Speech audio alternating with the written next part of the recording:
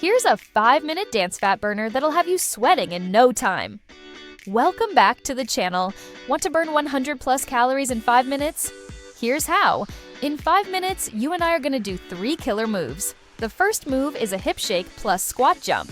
You're going to shake your hips like this and then jump up and down like this. It's going to burn your quads and your glutes. And don't forget to add some flavor with your face. Next up is the salsa side step. We're going to step to the side and lift our knee up like this. And then again, add some flavor with your face. Last but not least, we're going to do some knee lifts with arms. Like this, 5, 6.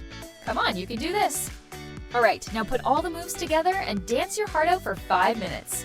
Don't forget to save this reel so you can come back to it and try it again. And again, and again. Join our online classes. The link is in the bio. Let's go.